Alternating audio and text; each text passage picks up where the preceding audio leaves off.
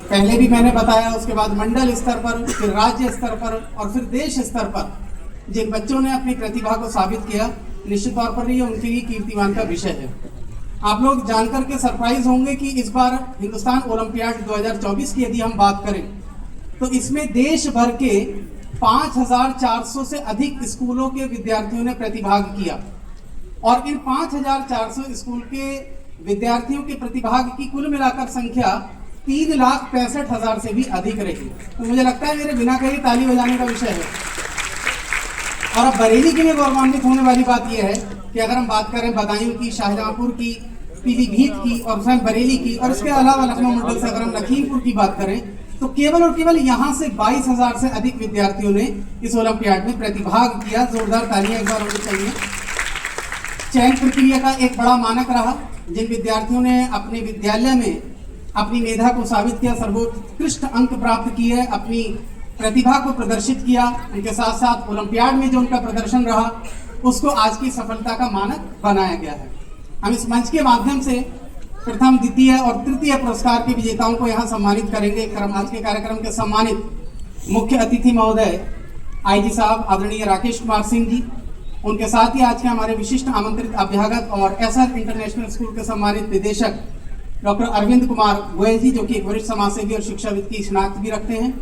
साथ ही एसएसपी साहब आदरणीय अनुराग आर्य जी और शहर के प्रथम नागरिक और महापौर आदरणीय उमेश जी गौतम, इन सभी की उपस्थिति के बीच आपको हम सम्मानित करेंगे। हमारे वास्तविक वीवीआईपी और हमारे मुख्य अतिथि वो नवांकुर हैं, वो बच्चे हैं जिन्होंने देशव्यापी इस ओलंपियाड में अपनी प्रतिभा को साबित किया है और अपनी प्रतिभा को साबित करने के बाद आज इस मंच पर सम्मानित होने के लिए यहाँ पर होती रहे जब तक हमारे सम्मानित प्रतिनिधि मंच की ओर न आ जाएं, जिससे कि ये लगे कि आप आज ऊर्जा से लबरेज हैं, क्योंकि कार्यक्रम केवल और केवल आपके लिए आयोजित किया गया है। अतिथियों का आशीर्वाद है।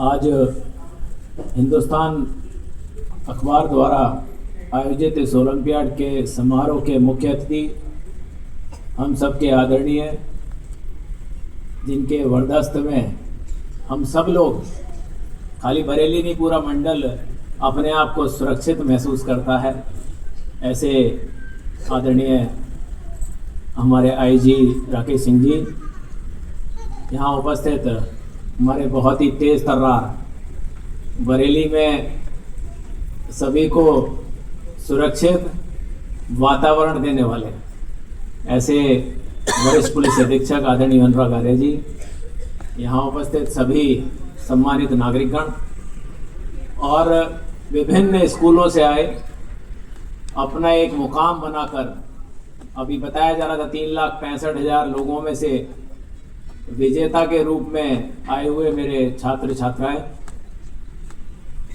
सर्वप्रथम तो मैं हिंदुस्तान अखबार को धन्यवाद देना चाहता हूं, साथ में बधाई देना चाहता हूं कि आपने ये कार्यक्रम आयोजित करके जितने भी हमारे छात्र छात्राएं हैं उनको एक मंच भी दिया है और उनमें कंपटीशन की भावना जताकर उन्हें जीतने का मौका भी दिया है। इसके लिए मैं हिंदुस्तान के पूरे परिवार को बहुत बधाई देता हूं।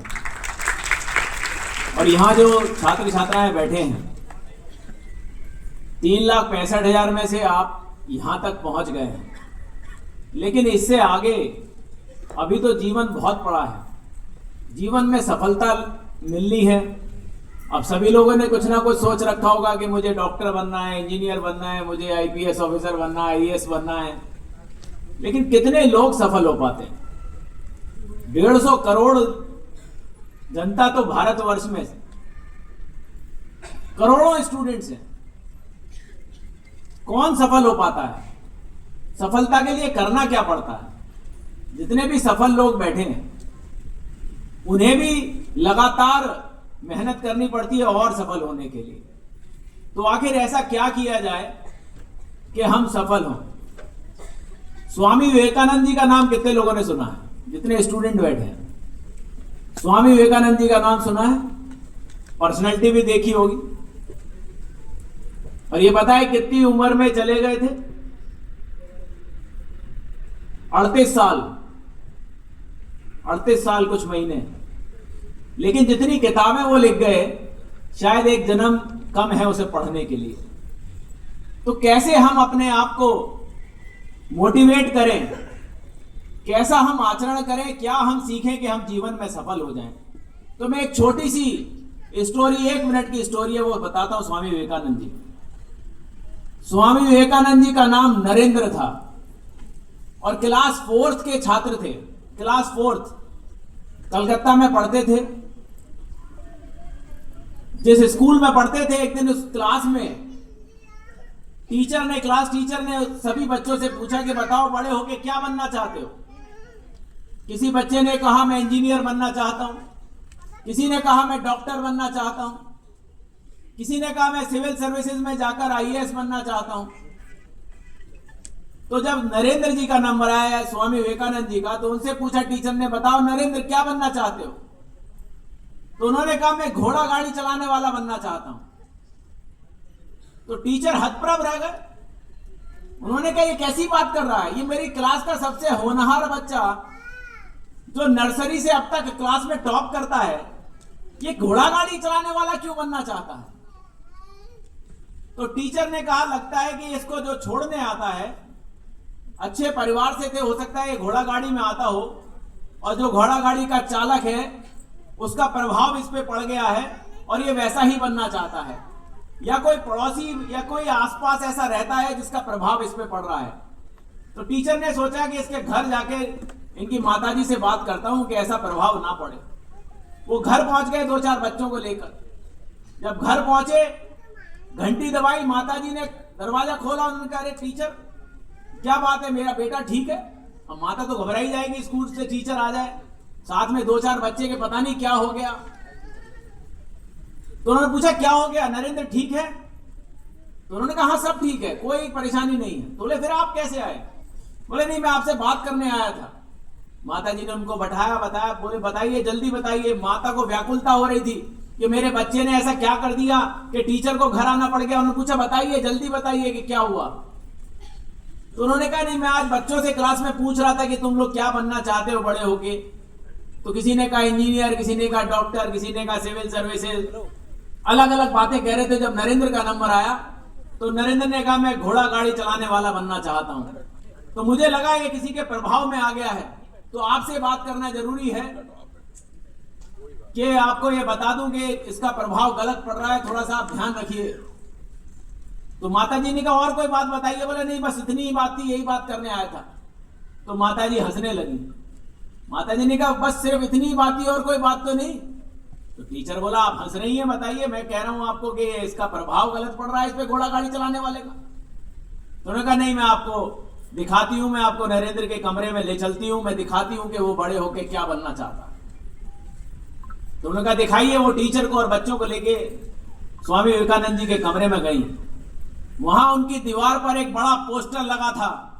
अगर ध्यान हो आपको पोस्टर का, तो महाभारत का वो सीन था जिसमें भगवान श्री कृष्ण घोड़ा गाड़ी चला रहे थे और उपदेश दे रहे थे अर्जुन को। तो उन्होंने कहा मेरा बेटा कोई आम आदमी और आम घोड़ा गाड़ी चलाने वाला नहीं, भगवान श्री कृष्ण की तरह पूरी दुनिया को संदेश देने वाला बनना चाहता है। और देखिए क्लास 4th का बच्चा, और वही बना।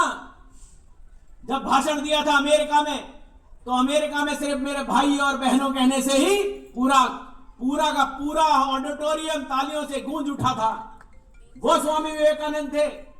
तो दोस्तों अब हमारी उम्र क्या है, हम किस क्लास के स्टूडेंट हैं, क्या हमने भी अपना तय कर लिया है कि हम क्या बनना चाहते हैं। और अगर हमने तय कर लिया है कि हम क्या बनना चाहते हैं, तो उसी का एक पोस्टर बनाइए और अपनी दीवार पर लगा दीजिए कमरे की, और रोज देखिए उसको, रोज देखिए कि मैं ये बनना चाहता हूं। और यकीन मानिए आपके दिमाग में वो फिक्स हो जाएगा, और भगवान को भी धरती पर आना पड़ेगा आपकी मदद करने के लिए, और कोई दुनिया की ताकत नहीं जो आपको सफलता को छूने से रोक दे। तो दोस्तों आपको अपनी सफलता खुद ही चुननी है। जितने माँ बाप बैठे हैं, मैं तो उनसे भी रिक्वेस्ट करना चाहता हूं कि आज इसे उनके घर में पोस्टर लगाइए, बना दीजिए जैसा ऑफिस बनाना चाहते हैं, बड़े होके जैसा बनना चाहते हैं, डॉक्टर बनना चाहते हैं तो डॉक्टर की भी पोस्टर लगा दीजिए। उन्हें रोज वो दिखाई दे डॉक्टर चेकअप कैसे करता है, तो निश्चित रूप से उसी दिशा में वो आगे बढ़ते रहेंगे। तो मुझे लगता है कि आज हिंदुस्तान अखबार के माध्यम से ये जो बच्चे यहाँ बैठे हैं, ये आने वाले समय में सफलता को छुएंगे, सफलता के चरम को छुएंगे और अपने माँ बाप का नाम रोशन करेंगे। इस उत्तर प्रदेश का नाम रोशन करेंगे, पूरे देश में ही नहीं पूरी दुनिया में नाम रोशन कर कर अपने घर को और अपने देश को आगे बढ़ाने का काम करेंगे। मैं आप सबको बहुत बधाई और शुभकामनाएं देता हूं कि आप अपने जीवन में सफलता के कदमों को पकड़ते रहें, छूते रहें और कामयाब होते रहें। धन्यवाद। जय हिंद। बहुत ही सुंदर सारगर्भित संबोधन माननीय महापौर श्री उमेश गौतम जी। एक बार पुनः जोरदार तालियां होनी चाहिए, विशेषकर इसलिए कि जब मेरे आदर्श रहे और आज भी हैं। स्वामी विवेकानंद जी की बात आए तो तालियां लाजमी होती हैं। युवा दिवस उन्हीं के उपलक्ष्य में मनाया जाता है। हिंदुस्तान ओलंपियाड की पूरी टीम को बहुत बहुत बधाई, धन्यवाद। और जितने भी स्कूल इस मंच पे पहुँचे हैं उनको भी बहुत बहुत बधाई। मैं गुरजीत वालिया, जुड़े रहें गुरजीत वालिया यूट्यूब चैनल से।